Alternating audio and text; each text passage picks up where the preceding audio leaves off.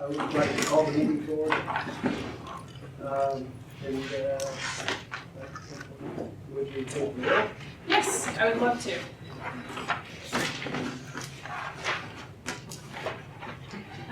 Member Riley is absent by prearrangement. Sheriff Almond. Here. Member McGordy.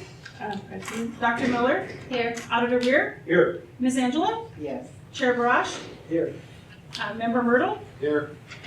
Member Liberty is absent by prearrangement. Donna Muscat. Spaghetti Muscat. Vice Chair. And Member Diamond.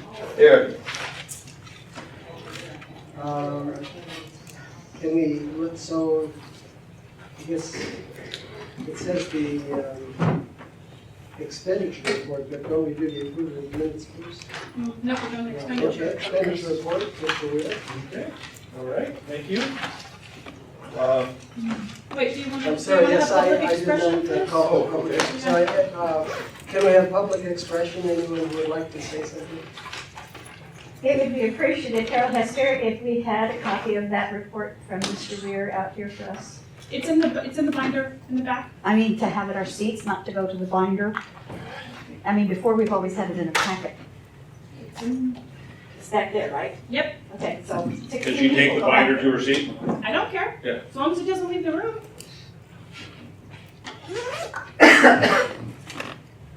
Okay. All right, Okay, so looking at our revenue and expenses, life to date, the top portion is our revenues, our Measure B sales tax proceeds. We have one more month of receipts. We received in February, on February 26th for $814,006. Gives our total running balance for revenues at $6,180,289. There's been no change to our expenditures section next. And then all the way down at the bottom, you can see a summary of the life-to-date revenues, the life-to-date expense, and any interest earnings right now are $15,943. So our current balance is $5,997,185. And I do have some news for, I think Mr. Diamond mentioned this last meeting, on the reason that you see some of the higher monthly amounts. And the CEO in the auditor's office met with our sales tax consultant, and apparently what's going on here is the state had started transition to a new computer system first quarter.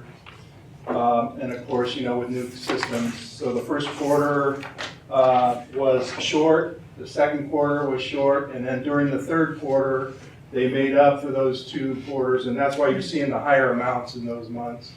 You should eventually see things smooth out. Thanks, appreciate that. You bet. So I have a question. yes.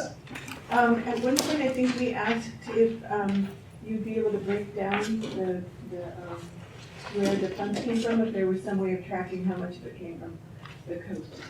Oh, yeah, and that's gonna have to be an additional request of our consultants. That's gonna cost us some money and I'm not The sure we state want. can't provide that. Yeah, they don't give it to us. Our consultant would have to go in and specifically pull out those, parcels and areas and do their own. So the state doesn't break it down that way, coast versus inland. Okay, So just by count. thank you. You bet. And that's my report. Okay, thank you very much. So next is my report from discussions. Approval of minutes, okay. I'd like to just announce that the minutes that you received previously to your meeting have been corrected, and the minutes in your packet are correct. Oh. And I, having read the corrected minutes, move that we accept them. Almond second. All in favor? I had a question. In the original ones, I haven't read the corrected ones, but under the item, the committee discussed possibility of having new committee members Yes, working that's with. been corrected. That's been corrected, so I thought you took my name off volunteering. Corrected. Okay, maybe sometime, but I can't right now, thanks. You're welcome. Okay, thanks, Donna, you caught that too, I guess. Okay. All right, all in favor? Aye. Aye. Any opposed? That passes. And, discussion and possible action regarding report from the chair regarding direction provided by the Board of Supervisors. So on March 12th, I met with the Board of Supervisors and requested a project manager for the construction that we've already decided on, and they approved the project manager, and now it's a question of opening it up to applications and deciding who will serve. And then Jan McGordy talked to the Board of Supervisors also and recommended that we as a committee study the Kemper report and prioritize further services as recommended by the Kemper report. And the Board of Supervisors also encouraged us to review the Kemper report. On a discussion with Jan McGordy, it was decided to appoint a subcommittee to. No, there's been no open discussion. Oh, okay, It's an act. Yeah, it's here for an action now. okay, I see. Okay, that's the end of my report.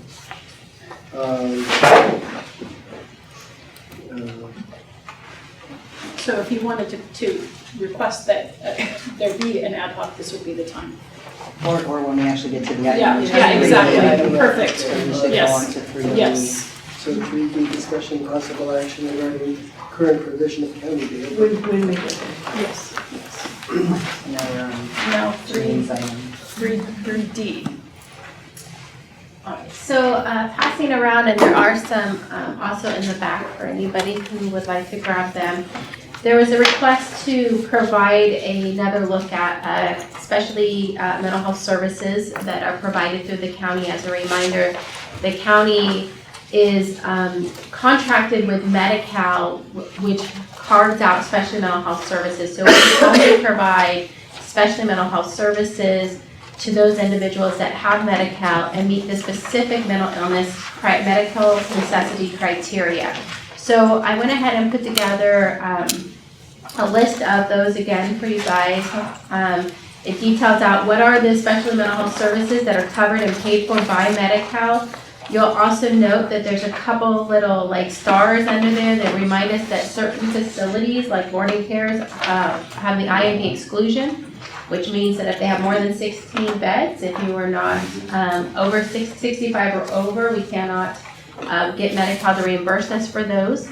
And for anyone under 21, the IMD exclusion allows us to allow inpatient hospitalizations to be paid for. So a psychiatric inpatient hospitalization can be paid for those that are 21 and under, but not residential care. So that's sort of an explanation of the IMD exclusion. I did go ahead and note those two, so you're really looking at boarding care and psychiatric inpatient hospitalizations, or POP is another term that we constantly use regarding that. I also wanted to detail out just what are the different types of boarding cares. There's multiple levels of boarding cares, and I wanted to make sure that that's kind of detailed out on there. There's the mental health rehab centers, Institute for Mental Disease, adult residential treatment, and then special treatment programs and skilled nursing facilities. And those are skilled nursing facilities that have a designation to treat those who have a mental illness. I then went ahead and detailed out for you guys the services offered within Mendocino County that can be reimbursed by specialty mental health Medi-Cal services, and you'll see those listed. You will note that we have one boarding care within our county that is up in Willits. That is Redwood Creek. It's been there for a couple years. They do, while they are in the county, they are a 60-bed facility. The current operator is not willing to have us bill Medi-Cal through that facility. They are noted as that we do have them in our community. We do use them, but we cannot bill Medi-Cal through that facility at this time. I also noted on there some additional special mental health services that are offered within Mendocino County that consist of our assisted outpatient treatment, our CalWorks, our community correction partnership where we provide mental health services through probation, conservatorships, mobile outreach and prevention services, and then part of the Whole Person Care Project. On the back, it notes the services that we do offer outside of Mendocino County. This is either due to those services not being available or having limited options within the county. And that's really our, when you're looking at our boarding care, so our adult residential treatment, boarding care on all levels, psychiatric inpatient services. You won't see here crisis stabilization used in crisis residential treatment. We don't have those in county, but the reason they're not listed is it's not something most counties will take another county's client. That's why it's not listed here as something we go out of county for, because it's not a normal thing where counties will take another county's client into their CSU or CRT, so we couldn't call and ask to have a client placed in one of those facilities easily. I then went ahead and just noted really quickly some of the other non-special mental health services. How do people that don't have Medi-Cal and don't meet the criteria for special mental health services, what are the options for them? The options for the Mendocino County, you have Medi-Cal through Partnership Health Plan of California contracts with Beacon. You have options through private insurance companies, the veteran services, private providers, and the health clinics. Thank you.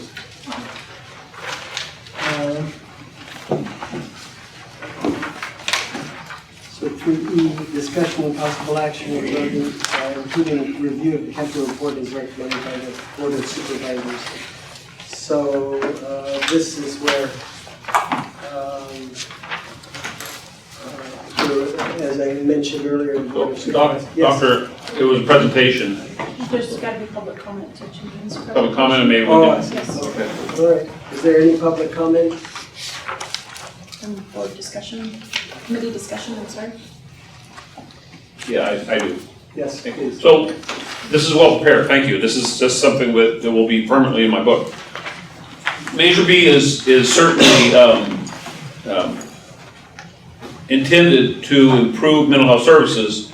And one of the things that I want everybody to know is while the presentation by the mental health director is appreciated, there's many things on here which Measure B, it's my understanding, was not the intent of. So crisis residential, crisis stabilization, and psychiatric health facility are the three main purposes of Measure B, and as well as the training. And I don't want our group to be sidetracked by the responsibility, the very important responsibility that the Behavioral Health Advisory Board has, because we're apples and oranges from the advisory board. The advisory board focuses on the mental health services, so to speak. I mean, this is something that they meet and they make a difference. I've been to their meetings, I've seen them make a difference. And to be quite blunt, 75% of our funds are brick and mortar plans for the county to improve the services, a physical service where services can be provided, hence allowing emergency rooms to be emptied out and law enforcement to get back on the street. But you know that I'm going to say that because I say it every meeting. And so I really appreciate this, Doctor. This is very good. But the three parts of this, the crisis residential treatment, the crisis stabilization unit, and the psychiatric inpatient hospitalization, my understanding, are what our focuses should be, unless I'm mistaken. Is it correct? Comments, please? The training. The training is, yeah, training isn't on here, but the training is part of Measure B. Yes, please, Jan. So my understanding is 75% of the Measure B funds can be spent for facilities, or may be spent for facilities. And then there's 25% that will be used for additional services that supplement, not supplant, current services. Right, and I'm looking forward to when we see the budget of mental health, of what the budget is and how and I appreciate you saying that, Jan, where the 25% is going to supplement, specifically not supplant what currently the budget is. So I guess once again, I'm just voicing my frustration. I don't want us to get tangled up in what the Behavioral Health Board does, because they are working closely with the Department of Mental Health to work on the services that Department of Mental Health provides. I just want to get focused on what the intention is, and that's to keep people in our county getting services and improve the mental health quality of life. So, but thank you for the presentation. So the mental health board is supposed to be looking at the whole mental health system. And as Donna has pointed out before, it's a continuum of care. So if we only look at putting people in a locked facility and ignoring how they got there through the progression of psychotic episodes, then we're really not looking at the overall system. So it's all important. We do need those places to put people in crisis because it's a drain on all of our funding. And I agree with you wholeheartedly. I don't want us to take the responsibility of the Behavioral Health Board because they have a very important responsibility and they do a very good job of it. But I don't want us to duplicate their services.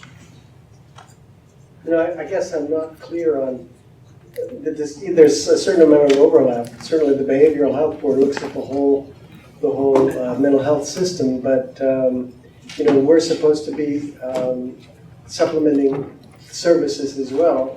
The question is, you're making a distinction, I think, between what services they overlook and the ones that we supplement.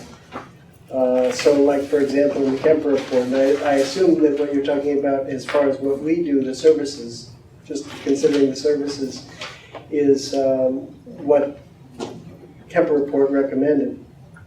Whereas the Behavioral Health Board are the services they've traditionally looked at previously, most of what,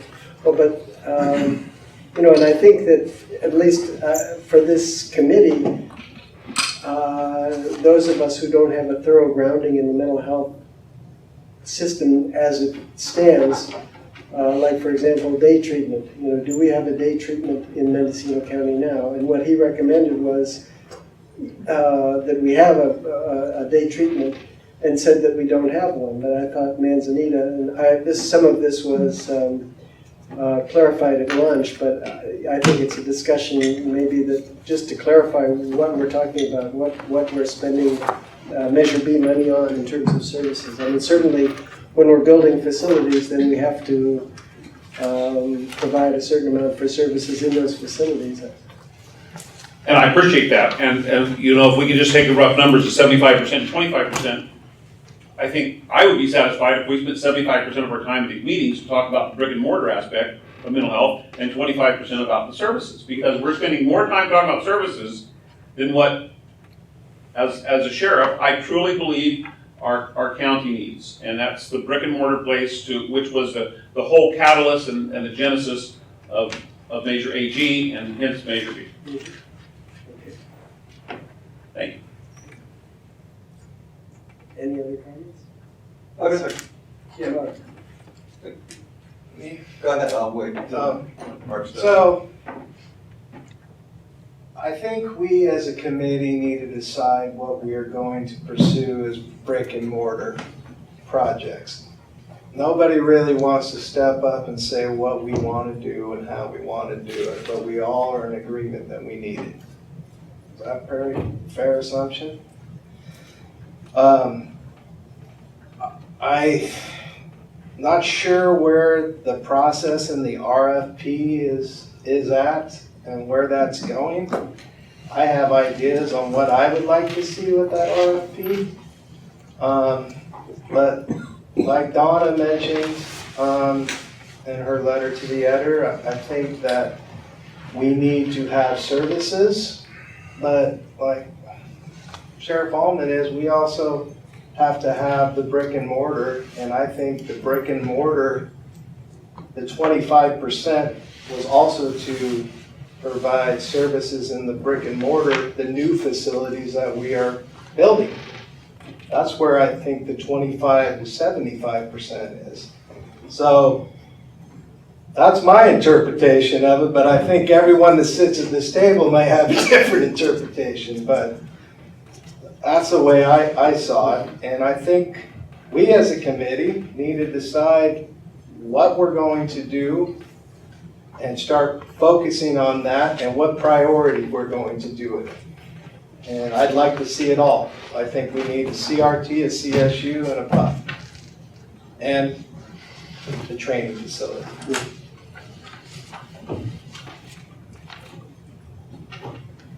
Oh, yes. Yeah, sorry. Yeah, I'm with, I think what everybody's saying, having worked in mental health for 50 years now, I think we all recognize that you need a continuation of service and a continuum of care if we're going to do the best for the people that we serve. We also know that no matter what we do, we can't do it all, even if we wanted to. So I think what we've done by way of looking at the overall services, and the Kemper report did that, a report of what we already have, I think we need to keep in mind, because whatever we add to it needs to fit well with what we have, and there needs to be ways that people make transitions. I think last time, or maybe time before, we agreed as a body here that we would recommend to the board that the top 3 priorities that we felt and was reflected in the Kemper report were the 3 we've been talking about: the psychiatric hospital, the crisis residential, and the crisis stabilization unit.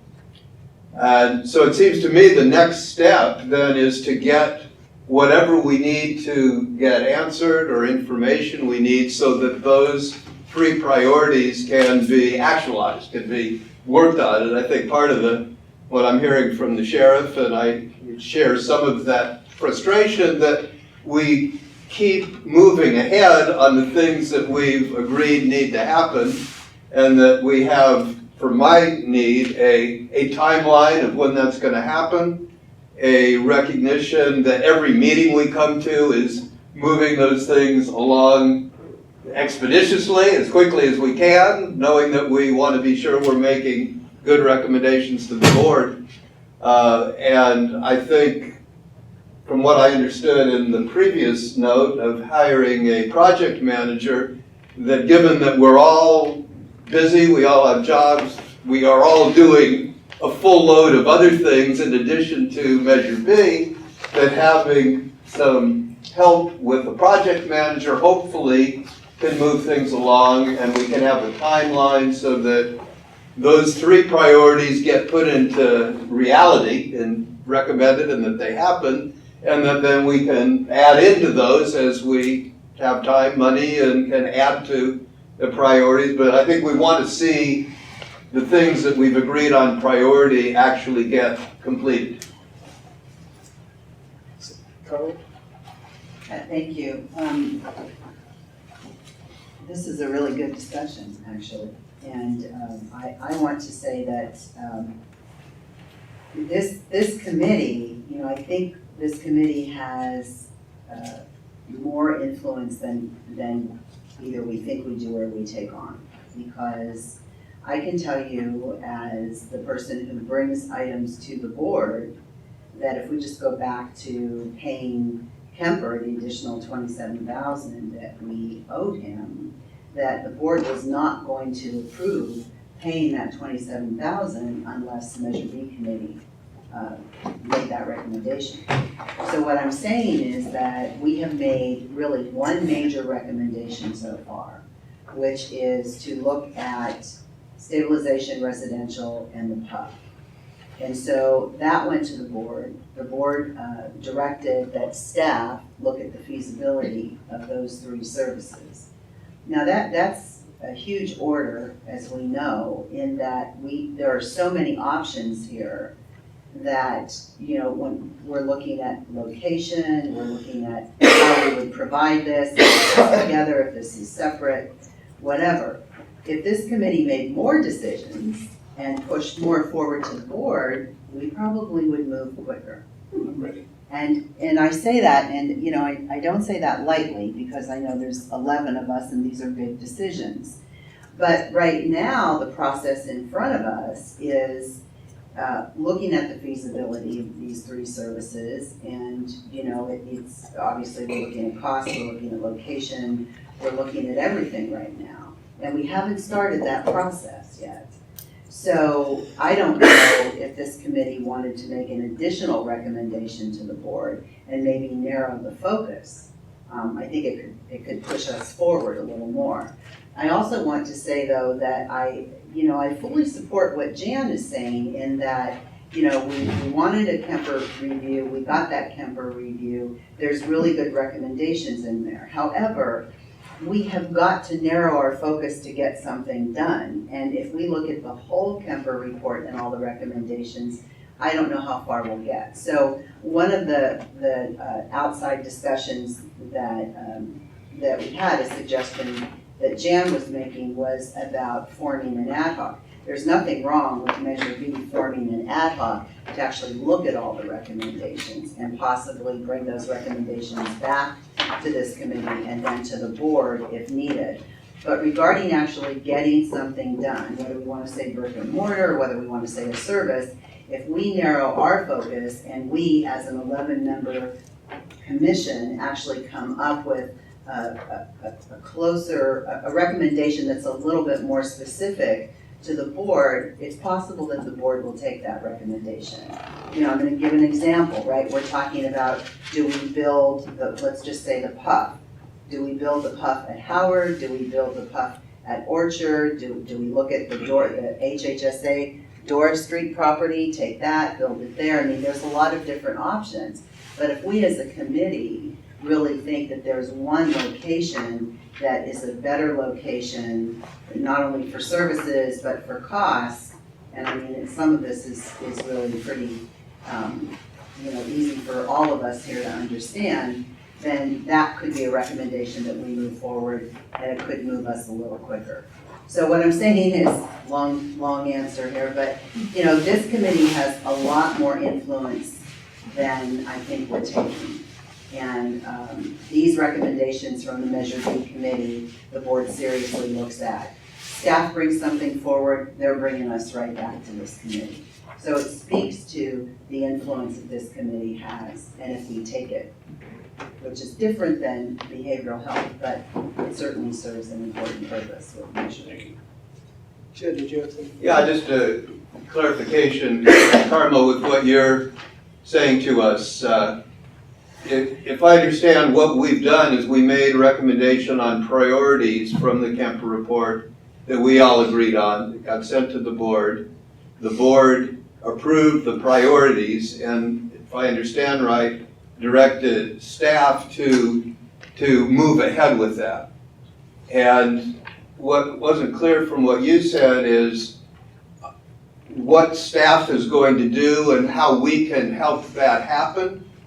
So that if you're saying we need to, or it would move things ahead if we narrowed our focus, and I'm not sure whether you were saying we need to pick one of the three and focus on that one first, and then work some of those questions about where it should be, or how do we move it ahead, I guess, from what you're saying, because I think we know what the priorities are. How do we move the action ahead so that we can decide on specifics of where, how much, and recommend to the board a specific place and process and facility? I don't want to go off of our process here and the agenda item, and I don't know if we're getting, I'm going to answer your question whether here or afterwards. Sure, but I don't know if we're sticking with this agenda item or Right, not, so we were or if we should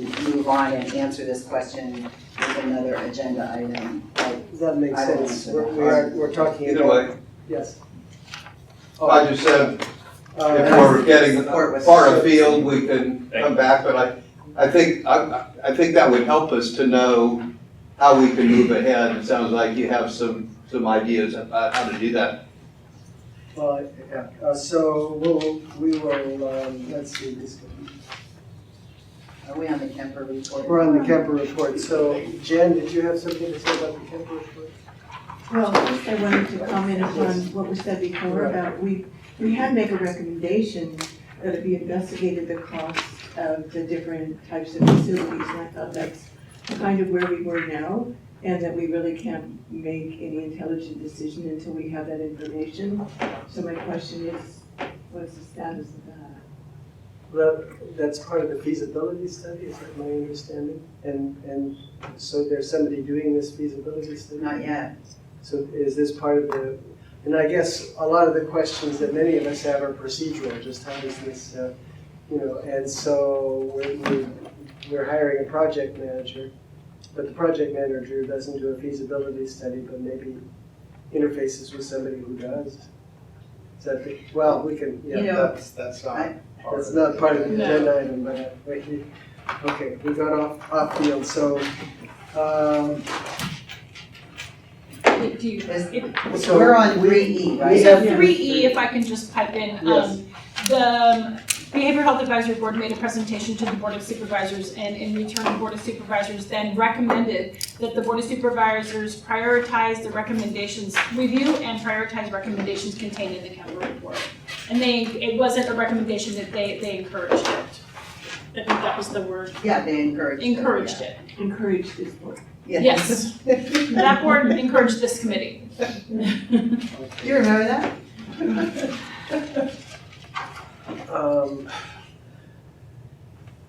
So, the recommendation was to make an ad hoc committee. I would recommend that we have an ad hoc committee that can go over this and that can report in detail Right, because there and then seems to be Further make obstacles doing it recommendations here. to the. And then prioritize things, but also look at the different sections of the recommendations. There were essentially 3 different recommendations. There was the facilities recommendation, which we're kind of working on. There's services recommendations, but also there was financial and administrative policy recommendations, which wouldn't cost a whole lot of money. We just looked at it and figured out, how to go ahead. So that would be my suggestion, is that we establish an ad hoc committee. Does that take a vote?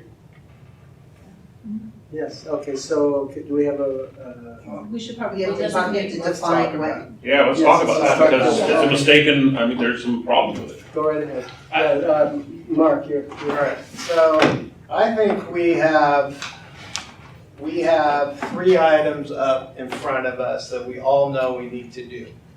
We can start with we can have the ad hoc committee, but we need to CRT, CSU, unit.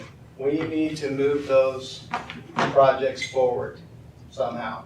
We have a standing RFP that's out there giving direction for the feasibility on that. We need to push that forward. So what I think, I'm not sure what we need to do, but I'm going to go off on a ledge and say what I think we should do with the RFP, and people can say, yes, I don't like that, or yes, I like that, or no, I don't like that. But I think that we need to look for feasibility in Howard. We need to look at feasibility in Orchard, and maybe feasibility in one other county-owned property, to see if we can make all of those things, CRT, CSU, Puff unit, and maybe potentially training facility. One's bare land, one's a remodel or a hospital remodel, one can be an existing building. That's moving forward. That is giving clear direction on what we want, feasibility on what it would take to build these facilities in these areas.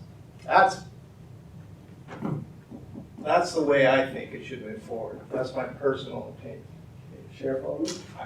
I agree with that. I think that to have an ad hoc committee who's going to be looking at the financial feasibility of providing services and so forth is well outside the realm of Measure B. Measure B is to provide brick and mortar locations in our county where we're going to be able to provide services. But the Behavioral Health Board and the Board of Supervisors, it's well within their realm of looking at the financial aspect of providing mental health services, working with the Director of Mental Health, and saying this is the right way to go. Otherwise, this committee will never make a decision on a brick and mortar. If we're trying to do everybody else's job, then everybody else is going to be doing our job as well. We have a very specific role in this county to improve the quality of life for mental health victims and patients and families and community members. And right now, that I believe our goal, our focus should be working with the Board of Supervisors on genuine locations where services can be provided. Where 50 years from now, Services are still gonna be provided. It may be a different server, it may be the county, who knows, but we are trying to put our finger into too many other people's pie that has none of our business. That's my opinion. Thank you.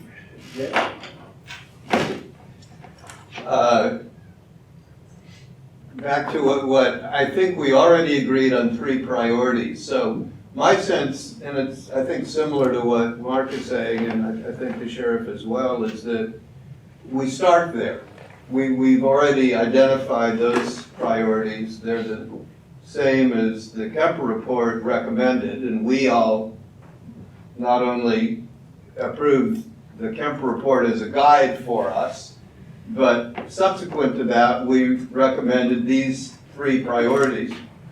So I agree that that's where we should start, get those done. And I don't disagree with what Jan's saying. I think there may be other things that the Kemper report may have recommended that may be within the Measure B purview. But I'm not going to know that until we actually get the ones that we know our priority. We know where the facility is going to be. We know where the PUF unit's going to be. We know where the crisis residential. We know what it's going to cost. We know, in other words, we have some more data. Then I think we can then look at the 4th priority or the 5th priority, whatever the additional priorities are that we may want to consider. But let's start and move ahead with what we've already agreed on, is what I'm feeling, and I think some others feel similarly. I'm not disagreeing that we need to continue and find out what we need to do the facilities and how much it's cost and comparing it. My experience when I met with the Board of Supervisors and gave our annual report from the Behavioral Health Board was, that's very nice. I'm so glad you guys went through the report. We're waiting to hear from what the Measure B committee has to say. So they're gonna take direction from this committee, not the BF. And we spent so much money on the Kemper report. It was so in-depth. I don't see any reason why we shouldn't go through and look at the other pieces to recommend what the Board of Supervisors could do in addition to looking after the brick and mortar that everybody is so concerned about. Because it's not our job. But they said it was. They are not our boss. They are, the Board of Supervisors is not the boss of this Measure B commission. And they can tell us they want us to swim the lake, and I'm not gonna swim the lake. But we're an advisory board. We can't dictate. You're right. We're not their boss, and they're not our boss. Right. But for them to recommend, to suggest that we have to approve everything in this before they do it, I will tell each 5 of them individually, they are mistaken, because that's not their role. Their role is to run the county as members of the Board of Supervisors. And the Behavioral Health Board carries a lot of weight too. And I apologize if anybody thinks that you don't carry a lot of weight, because you do. I heard the presentation and I didn't hear it received the same way that you heard. But I don't care what the Board of Supervisors tells me I have to do on this. The Measure B, which was passed by the voters, was passed for the purpose of brick and mortar and improving services. It has nothing to do with making sure that Medi-Cal, Medicare is going to fund the Department of Mental Health adequately in what we build. We need services like a genuine, responsible county should have. We need buildings where we can have those. So there were other recommendations in there that, for example, a reserve be set aside, or a strategic plan be made. You don't think that's something that our board should be, this committee should be concerned with? Please don't put words in my mouth, Ms. McGordy. That's not what I said.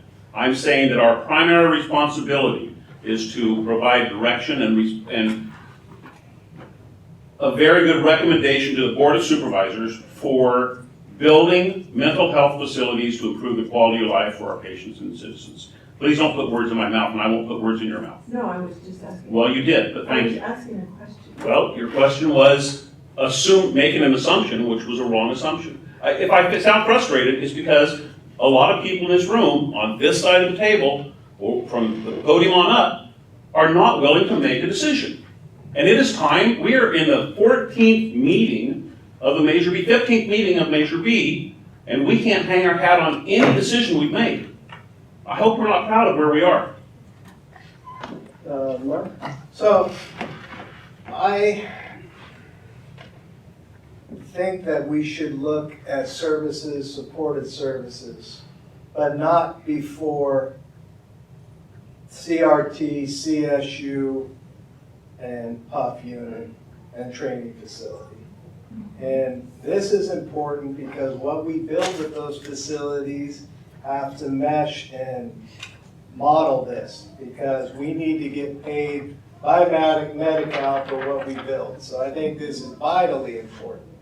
But I think we need to proceed with the feasibility of building those facilities, which we've already recommended to the board. Do we need to get another motion? Because that's part of the priorities and possible actions of 3E. Do we need to make another motion to move those facilities forward? Do we need to give clearer direction, Carmel, than we did before? Well, I have my pen up. Okay, We'll wait. okay. That's my 2 bits. So,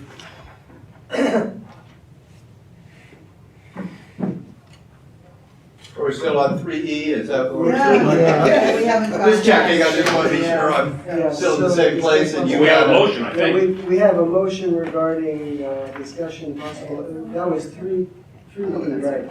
Wait, there was a motion? Well, No, that's a motion. Somebody would have to make the motion. Yeah, I was like, wait, Okay, all right, No, you're sorry. good. I'll move that we have an ad hoc committee to study the Kemper report. Okay, is there a second? Should I, Yes, yes. should I amend that motion? So the maker of the motion. You can make it. No, I'm not gonna make the motion, but I'd like to amend it if you would be willing. I guess, do I have to second it to amend it? No, you can amend before you second. Okay, so I think that if we say to, the motion to form an ad hoc to review the Kemper report, recommendations, but have something in there where this ad hoc will not in any way, where the time for this ad hoc will not usurp the original recommendation of the Measure B committee to move forward with the feasibility study for the stabilization residential and PUF. So that might make it a little bit more amenable. Because what we don't want is to form an ad hoc that's going to slow us down even more so on getting anything done. Can I ask the maker of the motion if they would like to amend it to include who should be appointed to the ad hoc? Would you like to amend to include who should be appointed to the ad hoc committee? Yes. Do you want me to read that? Just tell which members you'd like to have included in your motion, which members would be included on the ad hoc committee. Oh. To include, you want me to name the ad hoc? Yes. Okay, so that would be myself and Jim Diamond and Janine Miller And Tammy Moss, right? She would be, she would be. she's in- not She's on, not a member. she's not on the Measure No, B. Donna, What? or Ace, one of you. You know, I think that people who are sophisticated in mental health services and being able to judge what is offered already in the county and what we need would be the best. I think that people involved in mental health services would be best on the ad hoc committee. Is that a yes or no? No, yeah, Fine, whatever. yes. Donna, okay. All right. There's pens on that side. Is Just there in a case you second? didn't see that. There's a, is Jen, there go a, ahead. Oh, we need a second to move forward. Oh, that's right, for discussion, you're right. Is there a second? Okay. Jen? Yeah, for me, I think I was clear, at least where I am. I wouldn't want to be on an ad hoc committee now until we move ahead, because I'm not sure what I would be wanting to add until I know what are the other facilities that we've already agreed on are. So I would be willing to be on an ad hoc committee after we've done that, if it was still needed, but not now. But there's other things to look at besides just services. Say it again? There's other things to look at besides just services. I mean, we know the facilities are out in front, but there's other things in the Kemper report that have to do with administrative and things like that that really need to be addressed. Well, I agree. As you know, I've read the Kemp report now 6 times or 7 times, and I agree, but that isn't, for me, the next priority. In January, I asked everybody at the commission when we had all the people here, if they, making sure everybody had read the Kemp report, everybody acknowledged they had. They have a motion that we're going to study the Kemp report. I certainly will find myself voting against the vast majority because it appears it's going to pass.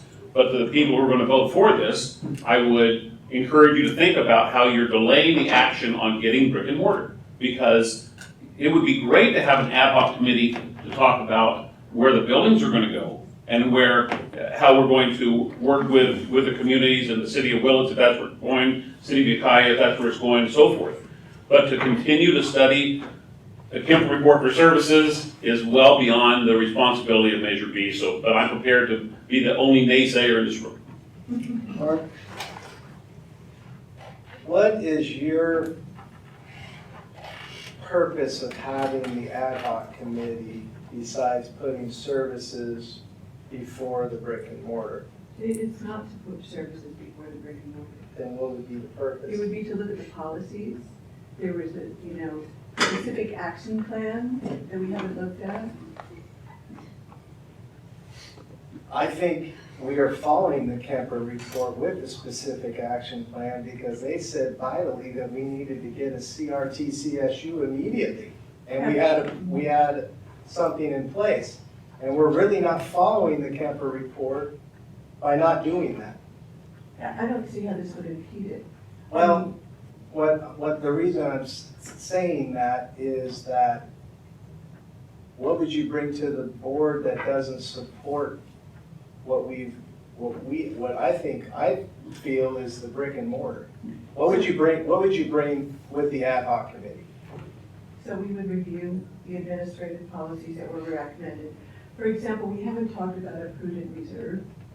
We now have almost $6 million, but it could go tomorrow if we start spending it on facilities. And there needs to be a long-range plan so that, we get one chance to do this right. We could blow it in, a heartbeat if we aren't studying it. And I disagree with people who say that we haven't made any progress, because we have made a lot of progress. We got this extensive report. We've made recommendation to the Board of Supervisors to get more information on the brick and mortar that we're talking about. We've made a recommendation to hire a project manager to help oversee all of this stuff. So, these things take time. If we do it tomorrow, without thinking about it, that this is so expensive and so important, our chances of messing up are quite high.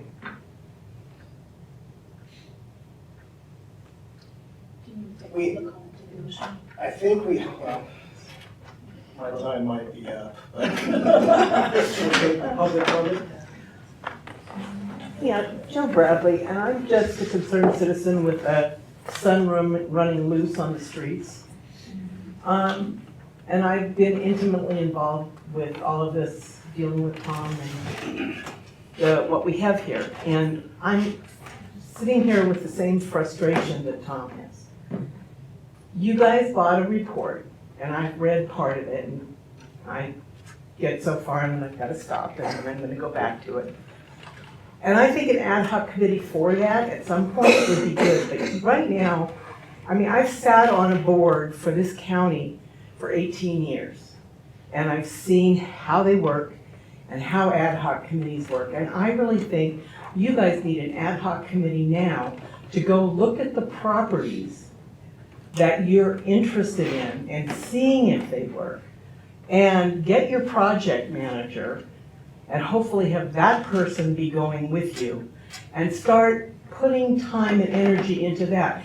I agree with Tom. that's why I voted for Measure B. We can have all the services in the world, and they are all over this county, and they're not consistent. Tom's hands are tied.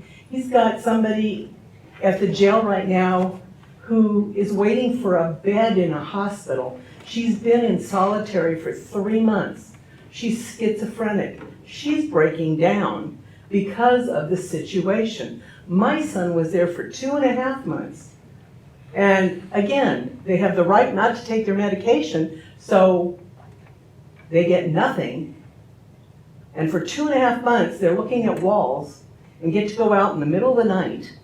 They can't do anything with the people in the jail because they are disruptive.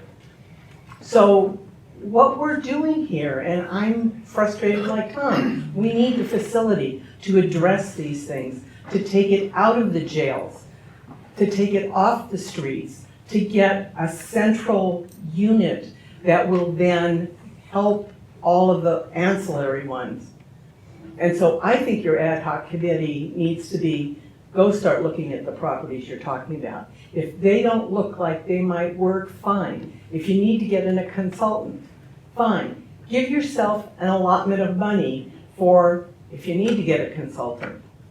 I mean, I sat on the Mendocino County Tourism Commission, and we've had to learn how to budget. And I think maybe that's where I'm frustrated too, because you guys are new at this, and it's hard. But focus on what you're supposed to get, then do an ad hoc on the Kemper report, because the Kemper report's going to give you some direction, but there's no point in getting direction if you don't have anywhere to put it. And we need it years ago. So that's my opinion. Thank you. So we have a motion and a second. Is there any other discussion? And just a reminder that Carmel said that this would not delay. Maybe the clerk should read the motion. Right. On motion by Member McGordy, second by Member Miller, to form an ad hoc committee consisting of Ms. McGordy, Mr. Diamond, Dr. Miller, and Ms. and Donna. To review the Kemper report recommendations, the ad hoc committee will not usurp the original recommendations of the Measure B committee to move forward with feasibility study regarding the original recommendations to the Board of Supervisors. Is that accurate? You know, I think that this is really that, you know, I don't know, there's a lot of time going into this one item and a lot of effort to try to make it sound right. But I think the bottom line is that Kemper report was a good report. We have good recommendations, and the Behavioral Health Board did go through each recommendation and make their own recommendations, and that did go to the Board of Supervisors. So why would this come back to Measure B? It will come back to Measure B to determine if any of those recommendations could be paid for by Measure B. And when you think about what we're doing right now with stabilization, residential, and a 24-hour cuff, and MOPS, you know, the training center is separate because that's already embedded in the initiative, we're going to be lucky to have enough money to do everything that we've already talked about. So, you know, my challenge on this one, because I would like to support Jan because I know what she's trying to do, but my challenge is that I wouldn't want to give any false impression that we're going to review recommendations and come back with additional recommendations to the board to fund additional services from the Kemper report. We are going to be lucky to have enough money to do what we're talking about right now. And so I don't know how that fits in. I mean, I almost think about making an alternate recommendation, which would be to recommend to the board that they support the Behavioral Health Advisory Board in their recommendations regarding the Kemper report. Because it would seem to me that is what the Measure B committee should be doing. So I just want to throw that out there, and I'm not actually making an alternate motion, but I think that, you know, as the Measure B committee, that maybe that is what we should be doing, is recommending to the board that we support the Behavioral Health Advisory Board in their efforts to move those recommendations forward to the Board of Supervisors. Jim? We could exclude any, look at services at this time in the ad hoc committee. What I'm concerned about is the policies, the strategic plan, the action plan that hasn't been considered. So setting up a prudent reserve so that we have something to fall back on if everything fails, to me seems like good business, but we haven't talked about it, and they won't do it unless we recommend it. That's the kind of thing that I want to look at. Thank you. I appreciate what a great recommendation. Setting up a prudent reserve is something that we should do. The county's going through horrendous financial messes right now, just dealing with the roof of this building, which replacing the roof of this building is over $2 million. And that's something we should all be concerned about. And so now we're talking brick and mortar stuff, to talk about a prudent reserve and understanding that our auditor controller obviously keeps track of 75% of what, you know, in the future, the reserve will be used for maintenance of the buildings and so forth. And I just challenge everybody here to understand, if we're talking about a motion to review the Kemp report for something as simple as putting a prudent reserve in, maybe the motion could be amended to where we can talk about policies and procedures and so forth. But to put an ad hoc committee for the Kemp report services ahead of an ad hoc committee to look at buildings, in my opinion, is not what the voters intended. But thank you. That was a great recommendation for the prudent reserve. Thank you. I don't know, we can talk about a prudent reserve until we know what the stuff costs to begin with. So how do you determine what a prudent reserve is if we don't know what the funding of what the actual brick and mortar costs? That's where I'm thinking the ad hoc committee is premature. So I would want to revise the motion to exclude any study of services at this time in the Kemp report. And since we're already moving forward on facilities, that wouldn't be part of the scope either. So seconder approve with that? So the amendment was to, the review would exclude study of any services at this time? It would exclude study and services at this time, yes. Time for a vote. And the maker of the second said yes? Yes, it was Oh, Janine. she said, okay, all right. Yep. I made an alternate. Do you want to hear, do you want to hear the motion one more time? Yes, please, thanks. All right, so the motion was by Member McGordy, seconded by Dr. Miller, to form an ad hoc committee consisting of members McGordy, Diamond, Miller, and Moschetti. Moschetti. Miss Donna. To review the Kemper report recommendations. The ad hoc committee will not usurp the original recommendation of the Measure B committee to move forward with feasibility study of original recommendation to the board, and the review shall exclude study of services at this time. We're there. Okay. All in favor? Aye. Opposed? All right, motion carries Wait, unanimously. no. I'm sorry, motion. No. Member Myrtle. All right, Myrtle is a no. motion carries with Member Myrtle abstaining. Abstaining or voted He no? didn't abstain. I'm sorry, He voted no. yes. Yes on the no. Yes on the no. Yes, on the no. Can we move on to? Yes, let's move on. So 3F, discussion and possible action regarding update on project management support for the committee. All right. Okay, that one is mine, thank you very much. Yes. So the committee made a recommendation in February. On March 12th, the board unanimously approved the adoption of the classification of administrative project manager, and my human resources director is available if this committee has any more questions. This position is posted.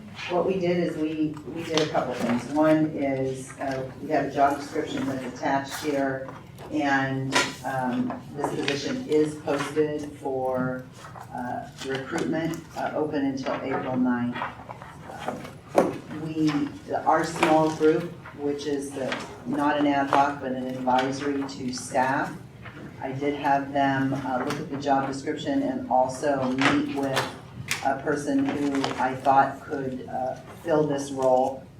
However, I think that in the interest of being totally transparent to the public, this position is a competitive process. It's posted for no less than 14 days. The county processes, once the applications come in, they're screened. We can schedule interviews about the same time, and then I would like to have the same small group that volunteered to help administration, that they will be part of the interview panel, and we'll move forward. This again is a project manager. You can see what the job description is. This is not a construction manager, not an architect and engineer. This is someone who can keep us on time, on budget, someone who can handle a software package for project management that will be public, that everybody could see where we are. My hope is regarding the RFP for feasibility of these 3 services, location, cost, all of that, that we can have an RFP out within a reasonable period of time, and I can't give you a time frame right now. And so that's where we are in the process. Is there an approximation of the cost of this will be, including weighted benefits, so Yeah, it's going to be a county it's employee? on the job description. Well, I have And to if be it's, determined. no, if it's not, then, I can have, I would tell you that it's somewhere between, I thought we had it on here, but it's somewhere between 66 and 80,000 plus benefits. So the position is under $100,000 a year and plus benefits. Yes. So if we say it's 66,000, we're talking probably with benefits about 110,000. And they would be at every meeting that we have here? And What they would do is, they would be the person who's actually doing the work, and yes, they would be at this meeting, they would report out to the Measure B committee. They would be, at this point, if this is a county employee position, because we thought we could move quicker with that. If somebody shows up that would be the perfect person and would be on a contract rather than a county position, we can do that as well. But, so we're keeping it open because we're looking for that right person. So that's the dollar amount on this position, and it is posted. You can go online and see it. And if you know anybody, please have them go to the county website and apply. And again, you don't have to be a contractor, an engineer, an architect. This is the person who is going to collect the data, follow up, and make sure everything gets done. And there are people like that. I have some that work for me, and so does Tom. So we know they exist. do we need to take action on this today, or just information? No, this is information. You don't have to take any action at this time. Carmel, again, I'm not clear on what the procedure is as to how we get from here to there. So we'll have a project manager, and the project manager, so we're talking about a feasibility study. And I guess part of that, so, one of the big discussion items here, and I don't know if this is acceptable to be tacked onto what we're doing now, but we want to look at the different sites and move forward as fast as possible in building these different facilities. The question is what is the progression? You need a project manager in order to get, for example, you need estimates, and before you get estimates, you have to have somebody that contracts with the people who look at the different properties. I mean, maybe you can outline, I think you yourself also said that you'd like to push this in front of the Board of Supervisors as soon as possible, but I would like to know what that involves exactly. So I think that, the one thing that I think is missing from the conversation is that Measure B, this money and the initiative is a major project. This is not like, just, okay, we're gonna, do something for a month. I mean, this is a major project. And if you look at, I'm gonna use the wing of the jail as an example of all the people that are involved in just building one wing of the jail, right? And if you've done construction or reconstruction in your home, think of all the people that come in and all the people you have involved for something like a $50,000 kitchen. We're talking 30-some million dollars, we're talking 3 services, 1 building, 2 buildings, who knows? You know, under normal circumstances, I think we should hire 3 or 4 people, whether they're contractors or consultants or county staff or what. We're not doing that, we're doing as low budget as we can, even to the point where the sheriff has not charged any of his administrative costs. My office hasn't charged, we're not charging Carlos time. We're trying to keep as much of this money for services, and that's the right thing to do. However, when you ask about time frame, who's gonna do the work, how's this gonna get done, we need 1 person to start this process.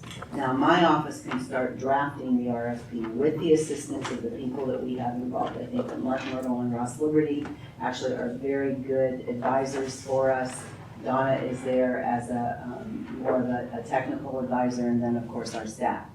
So, but the process in and of itself, once we get that person as our project manager, they will begin to do the process of helping us develop the RFP, release the RFP, get that RFP back, hire consultants that are actually going to do the feasibility study, and then we work with them, we get those reports, we bring them back to the Measure B committee, then the Measure B committee would make a recommendation to the Board of Supervisors based on that information. That would then go to the Board of Supervisors, and lo and behold, we would have a decision.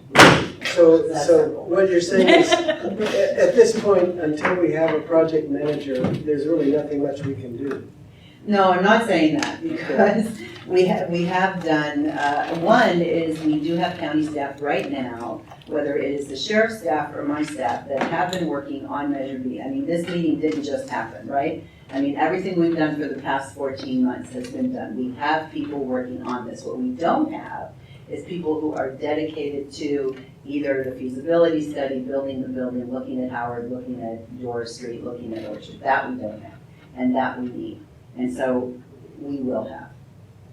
So that's something that you're doing or that we should be doing? As staff, I am directed by the board to get it done, and so that's what we are doing. However, again, we have, Mark Myrtle has volunteered, Ross Liberty has volunteered, Donna has volunteered.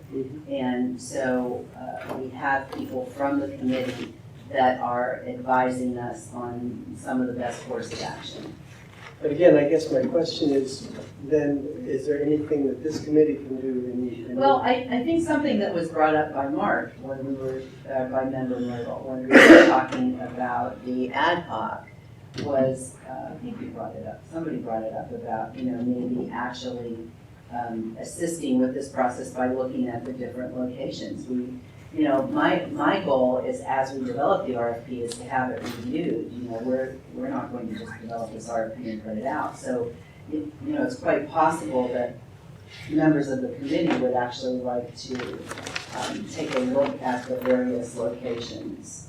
So this committee will certainly be advisory to this process and ultimately a decision maker as to what goes to the board, what the final recommendation is to the board. But between now and then, I don't see a lot that this committee can do. Okay. Unless I'm missing something, I'm certainly open to suggestions. Do you have your? I do. Yeah, go ahead. Question, Carmel.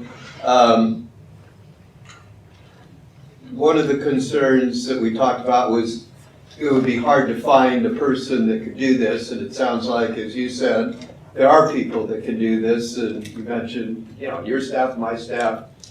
And for those of us that feel a desire to move ahead, can you give us a time frame of when's the soonest a person like this might be on board, and what's the latest so we can? So if we could just go ahead and hire, we could have someone in this position, within a week or so.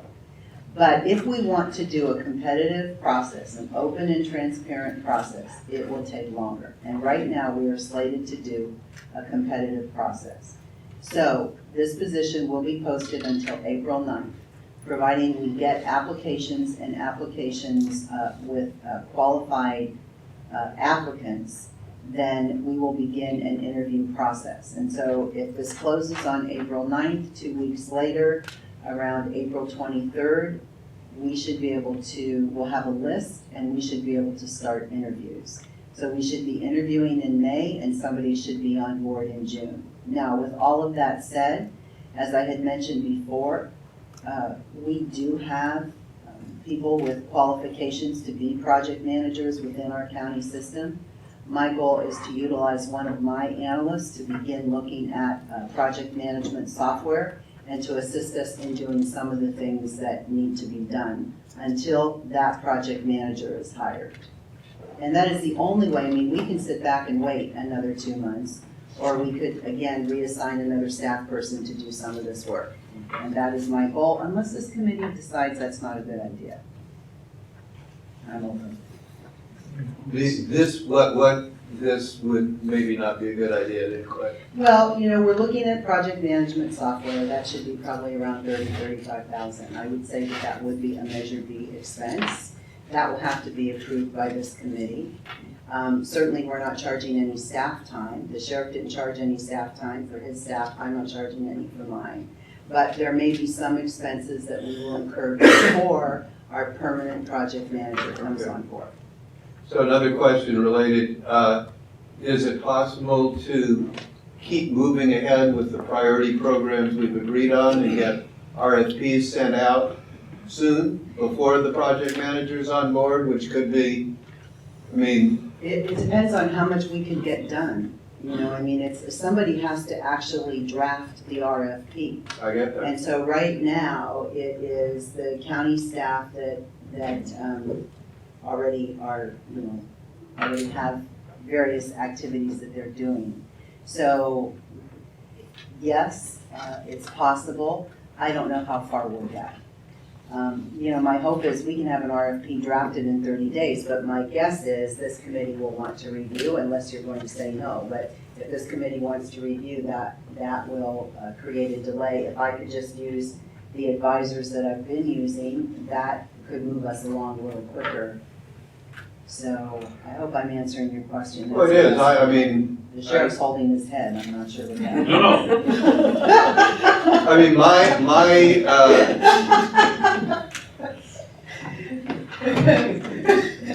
My hope would be that, one, you could facilitate and move it ahead.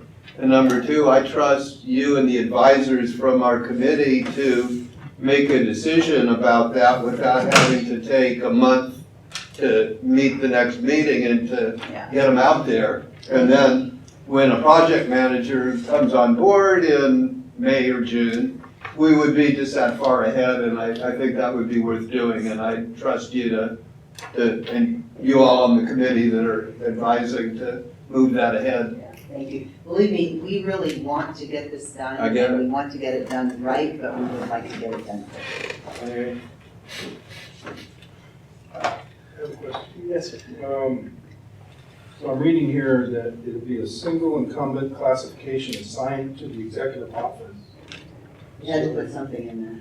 Where do you want it? Well, is that going to be an office or a desk in your area? Right now, I don't know. Okay. Right now, it's, I don't have a lot of room in my office. You have to list where the workspace is going to be. And, but it'll be paid by Measure B. Right? This person is 100% Measure B, 100%. Measure B should pay for this. Measure B is not paying for anybody else's time right now. I don't think, is Measure B paying for anybody's time? No. No, thank you. So 40 hours a week, the project manager is going to be Probably more than that. but jump starting 40 this, hours. okay, all right. We need it.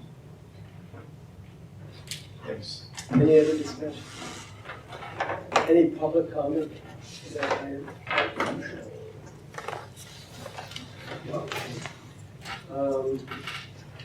Moving on to item 3G. So discussion and possible action including amendment of the master meeting calendar, changing meeting rotation to bi-monthly. So I don't know if we're there yet. I think it's worthy of a discussion, but as we can see, there are going to be a lot of delays in actually being able to move forward on any particular item until we get the adequate staff. This may not be the time to change from monthly to bi-monthly, but I think that there's going to come time. I mean, I think that what we're undertaking now is straightforward, but again, I don't know that I understand what all the procedures are. Just that to be reassured that it's going as fast as it can, and there's not much we can do until we have the staff on board to know what we need to know. Initially I was thinking it would be very nice to push forward with the Orchard Street property as it was already planned. But I guess if we're going to consider possibly that as a site for the PUF as well, it's difficult to do until we can get bids and estimates. So that doesn't give us a lot to do until we have consultants on board. Go ahead. Dr. Barish, this is a great idea, really and truly. I mean, we don't need to meet for the sake of having meetings. Right. I'd like to ask, and wording on the ad hoc that we approved. It's the need for the building, the brick and mortar response that we talked about is going to be critical to what we need. Do you think that the report, the ad hoc committee could meet and have something in 4 weeks, or do you think 8 weeks? The suggested calendar that you put in here certainly starts next month, in April, which is fine with me, but I agree we don't need to meet for the sake of just saying we have a meeting. We need to have something productive to discuss and to move forward. And so if we're looking at what Carmel's talked about, the project manager, and we're looking about the other decision we made regarding the ad hoc, is May the appropriate time, or are we going to meet in April for the purpose of talking about what's going to happen in May? Thank you. Any other comments? Yes. Yeah, we've met 15 times now. I don't see that we've created a lot of movement. Meeting bi-monthly is gonna slow that process. There. So I don't know that we're doing due diligence. I would like to think that we review this after we have clear direction, but I don't know that meeting bi-monthly is gonna move this process quicker. It's my personal opinion. Well, again, this is what I would like to be clear about. As we've talked about, we have 3 priorities. We have 3 buildings that we talked about building. Is there anything more that we can do to make those happen faster than they're already going to happen?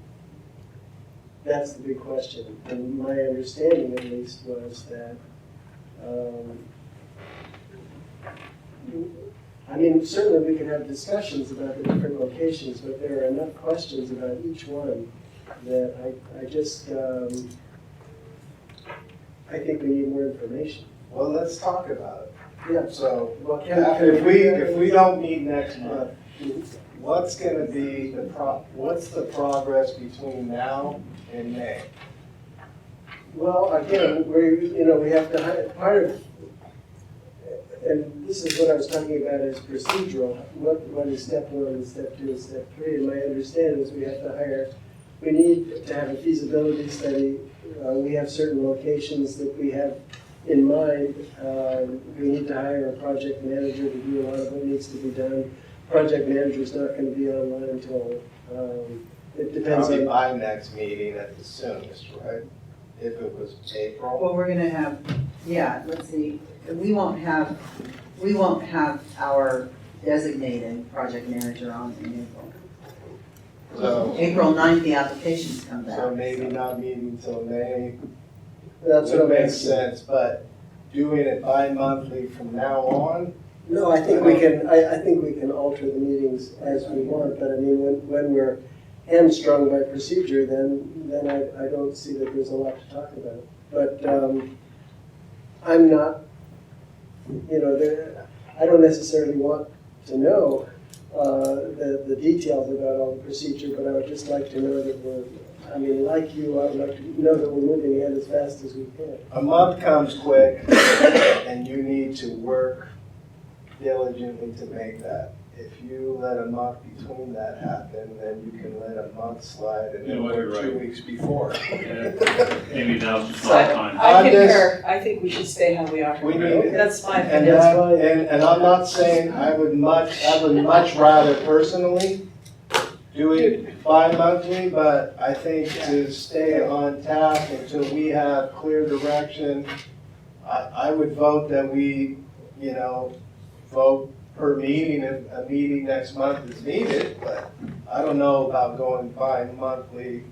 Again, you know, I was saying that this may not be the time, but I think that it's just something to consider. Unless, yes, Jim?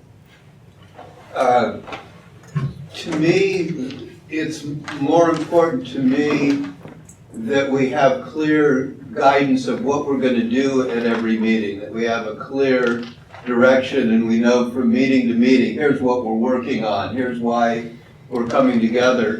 And if that works best every month, great. If we need it at a different time sequence, I'm hoping that one of the major things that a project manager does is to outline exactly what we're going to be doing, what issues are going to be, so we don't come to a meeting as we do now with kind of a wide open agenda that can be here, there, and everywhere. But we know every time we're coming, here's what we're going to do, here's what we prepare for, here's how you're going to use all our skills and expertise to make a decision at every meeting. I'd like to say every meeting that we make a decision that moves our process ahead to the next step. But at every meeting we feel good that we accomplished something and we're on our way to the next step to getting our 3 priorities done and then whatever else we do after that to continue. So that's what I'd like to see at whatever frequency we meet. Oh, I think that's a good comment. And it would be, so I'd be interested, for example, at the next meeting, what do you think would be a good agenda item that might move the process forward faster? I guess that's what I'm talking about. Just can we, just to clarify, to keep in mind, I solicit agenda items 2 weeks, 2.5 weeks before the meeting. Send the notifications out, the agendas are published, 5-6 days before the meeting. So when you're thinking about the timeline, we're almost preparing the next meeting in 2 weeks. So that's something to think about. If you think in 2 weeks, we're going to have solid agenda items to bring forward to the next meeting, we just have to keep in mind that with, as far as like preparing the agenda and the Brown Act requirements, we have to be prepared in advance. Yes? Sure, I'm thinking that what we could do is, we can amend the master calendar, or we can just say we're going to go dark in April, we'll be back in May, and then in May determine if June works or July, and just keep it open.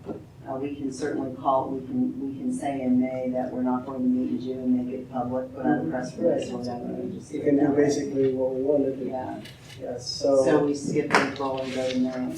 well, that's not what I heard. Was that? No. Yeah, Oh, May's not productive.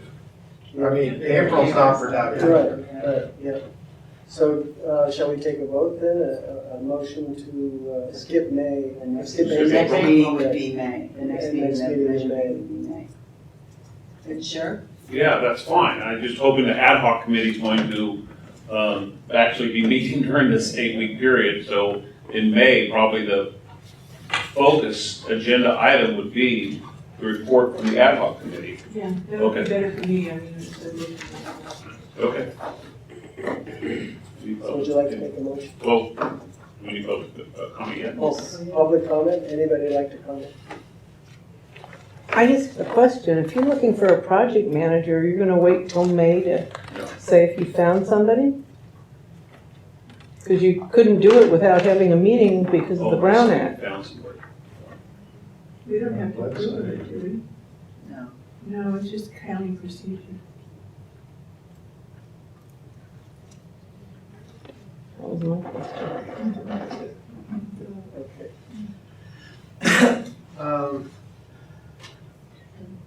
So do you want a motion? Yes, please. Yeah, that's right. Yeah, go ahead. So you're gonna make me do it? Yes, you. I move that we go dark in April and meet again as scheduled in May. That's it. All in favor? Aye. Any opposed? Passes. Yeah, before we continue, can I just remind everyone that if you have anything that you'd like to be included on the agenda, please send me an email, let me know what you'd like to have included on the agenda. I solicit them every month. Any agenda items that are submitted, get on the agenda. Thank you. Yes. Before we move to close report out, I have a question for Arnold regarding, is there something on the table that Kemper Kemper Consulting Group is still owed money? No. Oh, it's not, okay. It was just an example. Okay. You gave an example earlier. Yeah, he Okay. said, remember, there was 28,000 and I brought it to the board and they would not approve it unless Commissioner. Okay, but it's all taken care of. Yeah. It's all She was done. just telling us how much power we have. Yes, Okay. that's right. Thank you, You're Chair. welcome. All right, shall we report out on activities regarding items of general interest, activities regarding mental health? Janine, would you like to start? Sure. So I think Tom will talk a little bit about this, but in case he doesn't, we have our next crisis intervention training coming up, April 3rd, 4th, and 5th. So hopefully everyone's signed up who wants to attend that.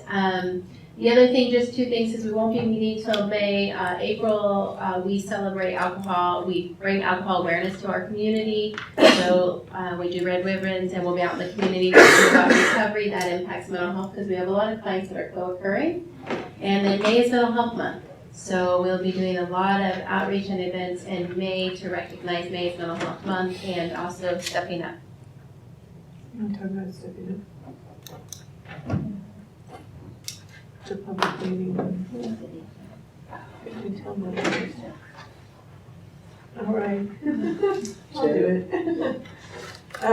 I've been going to the COBLA, to their innovation plan meetings. And it's very interesting and beautiful.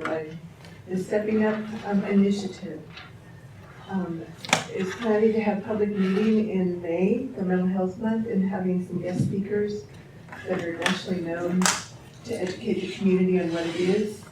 And you can better explain that. I don't have a report. Lloyd? I don't have a report. I have been involved in this outpatient case management that it looks like Adventist Health will support, which will have some overlap with it. So it'll be a health outreach to try and keep high utilizers from using services, not only hospital, but also law enforcement, ambulance, and other services. We're trying to satisfy what they need without having to come to institutions, but more to come. Just, we met with Carmel, Masketti, interviewing potential project manager, which if we could get this person, I think would be very beneficial for us. Getting contact from the coast concerning the lack of mental health services being planned by this board. So they're not very happy about that.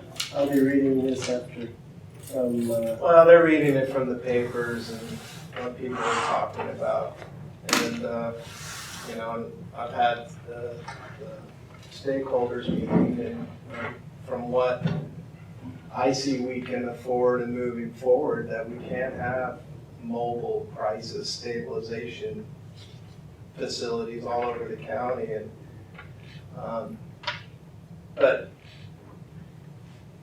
that's my report. I toured Old Howard Hospital again with Arnie Mello 2 weeks ago with the intention of looking at it specifically to see if it could be transformed into part of it to be transformed into a training center. I think it's a very viable location for a possible training center, and I'm looking forward to discussing that further. As coroner, Mendocino County continues to be 11th per capita in the state for suicide, and so I appreciate the mission that we're all in, that we're all doing. We should be 58th in the state of 58, lived in the most beautiful county in the state of suicide, but we're hanging in at number 11. That's it. Thank you. Nothing new from me. Let's see.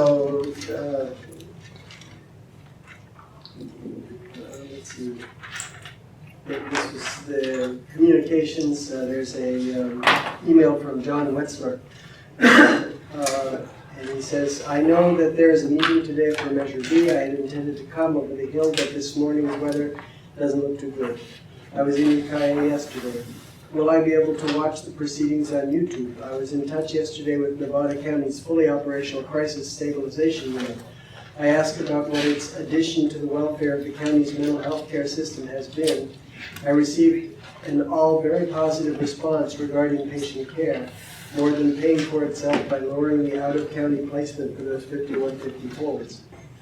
And they are now able to care for voluntary and involuntary patients for up to 72 hours and have worked with additional lengths of stay given their bed space. As a coastal resident for 45 years, it is clear to me that some form of enhanced care for the coast must become a part of the Measure B discussion.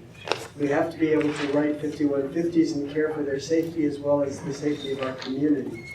You are the District 5, this was to Ross Liberty, representative on the committee, and your voice should be loud and clear for the 29,000 people living on the coast having to rely on a 60-mile plus drive by themselves or in a sheriff's car to access fully professional mental health care. The 4th and 5th districts must have good size cut of the pie. My take is that the Mendocino County Behavioral Health Board will accept nothing less. John Wetzler.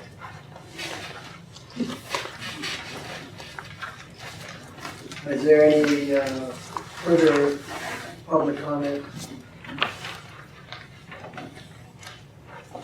Well, then I think we're at the end. We can adjourn. Thank you.